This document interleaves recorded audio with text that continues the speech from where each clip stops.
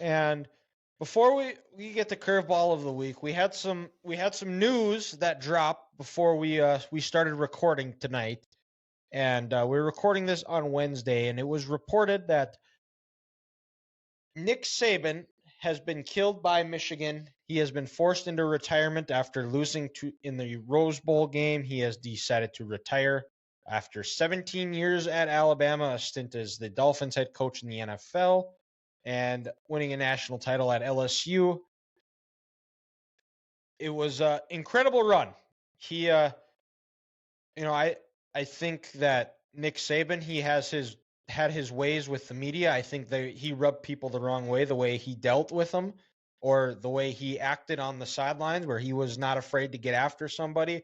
But I've never really, I've learned since we've started doing this, and I've started to really listen. And that's the beauty of the way our technology has moved to where you actually can see guys sit down, interact in interviews, which really humanizes them. And you could tell that Nick Saban was a guy that cared about the kids, wanted their success. Was he going to get after you, jump into your ass after the other team runs through you like shit through a tin horn? Yes, So but good. one of his players talked about it this year about how you can't listen to the tone, you have to listen to the message about it. And I think you've hardly ever heard anybody say a bad word about the guy. He the results on the field speak for itself, and whatever he chooses to do, and uh he probably is going to go work at ESPN or on the SEC network and do a great job at it. But I mean, he truly was a guy that was all about the work, all about the process. I think he was somebody that loved the film study, loved the practices more than he loved the games. There's videos out there that talks about how the day after they won the national title game, he was already breaking down film of whoever they were playing in week 1 or looking at stuff, getting stuff ready for spring ball.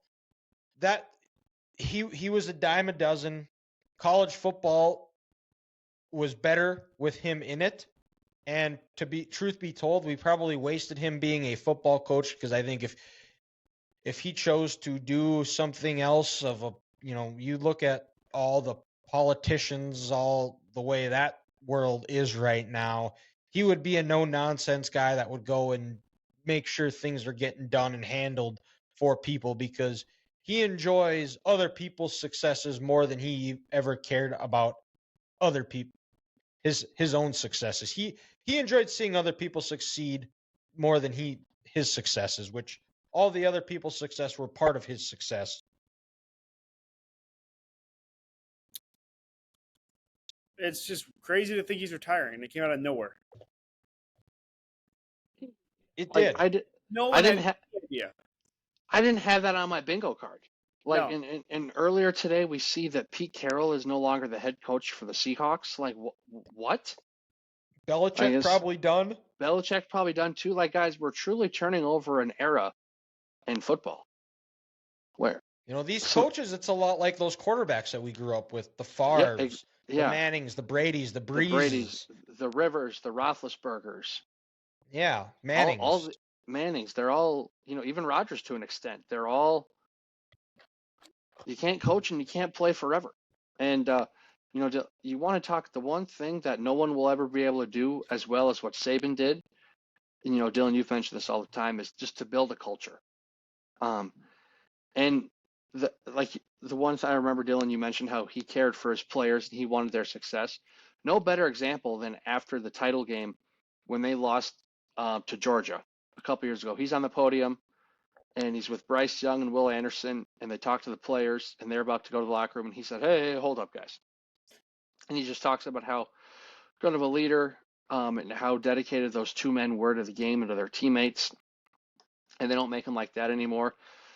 To do that after you lose a tough game, it just speaks to who he is as a person and how he wants others to be treated with that. It's a special person, and you you can't make it up. And then also, we always make fun of Saban and we talk about his players would get in trouble and he'd be like, "Oh, why doesn't he suspend them for a game? They should miss time." And he's like, Kick him "We're off gonna the handle it. team. We're gonna handle it internally." Well, you know what? You never saw that player mess up again. So, he was truly a disciplinarian. But you For know Ruggs, what? he didn't get a chance. He was fair, except for Ruggs. But he was fair and he was stern with his players and he loved them. And also, guys, I think this just proves, I have a hunch, just like what Deion Sanders said, college football they need to fix some things. The NIL money, the transfer portal, the early signing period, having to recruit your roster 365 days out of the year, it's too much. Kirby Smart wanted to retire after the COVID year. Nick Saban is done. It's not worth it to be a college football coach anymore.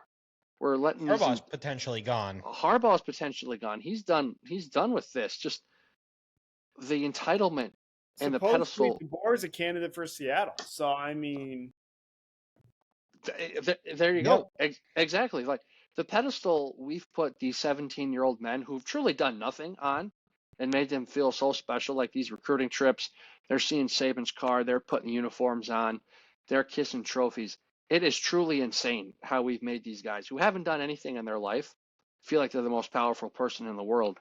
And no one will ever be able to master and put those egos in place like Nick Saban. And it feels weird that he's leaving, man. It won't be the same next year. Yeah, and not to mention just the way he adapted to the times. You see a lot of coaches who have had tremendous success, fail because their inability to connect with the team and adjust with the way the game has changed. Nick Saban was able to do that after they lost to Auburn on the kick six. They got more aggressive as far as he brings in Lane Kiffin to kind of become more of a pro style offense. And after that, he brings in Daboll and then Steve Sarkisian, which is more of an air raid, throw the ball around. Or even And then this year, Mike Loxley. yeah, he was the one I forgot about. But the way that he was able to adapt with the times and adapt to the players, the way kids have changed over the years.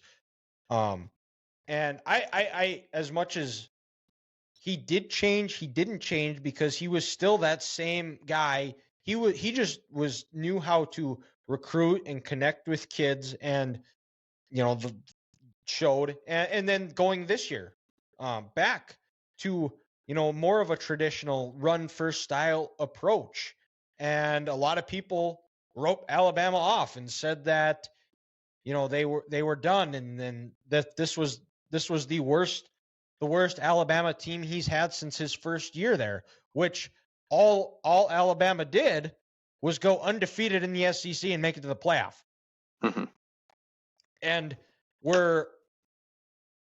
if they were to play Texas again, they probably win that game. Oh, they 100% would have beat them. So I think, as I bet as much as that loss to Michigan hurt, and I'm done making the jokes about Michigan killing Nick Saban here, but you could tell that he loved coaching this group, and it was probably, he would probably tell you it was one of the funnest years he's ever had coaching, because it was a hungry team that had something to prove. They heard all the noise about how they weren't the Bama of old and the dynasty was dead, but they shut everybody up and found their way into the playoff, a spot that nobody really thought they were going to be able to make. Well, and Dylan, to your point, how he adapted. I mean, it's crazy. He won 4 national titles at Alabama, including his one at LSU, the old school way, where it was big, strong, powerful offensive line, dominating, suffocating defense that just attacked and mauled people, and it was a heavyweight fight, and they were going to knock you on your ass. And then he goes, like you said, we lost to Auburn. Ohio State beat him in a Sugar Bowl. Clemson played him close one year. Clemson beat him. He goes, I need to adapt to the times. I need to spread this thing out, and I need to get speed. And then before I know it, he has those 4 wide receivers in his wide receiver room. the three starting quarterbacks. No one else can adjust like that on the fly, and to get these young men to believe in his program and having to come there, so it was truly incredible.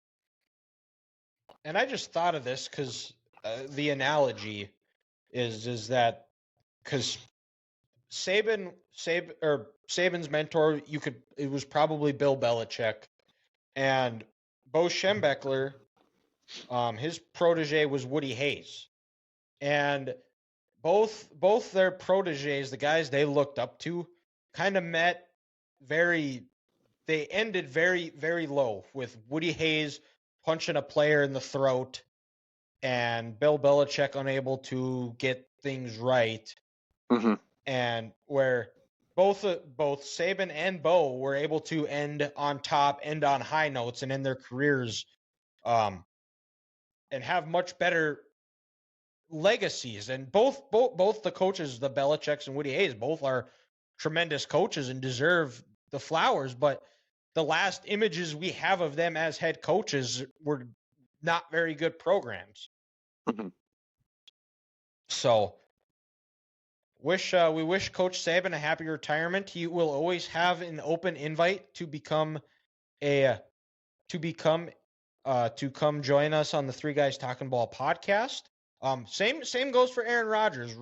He is suspended for the suspended from the Pat McAfee show, or not going on. I'm not sure the exact wording, but Aaron Rodgers, if you see this, you are also welcome to come join us to talk some ball on the Three Guys Talking Ball podcast, and we'll be four guys talking ball. So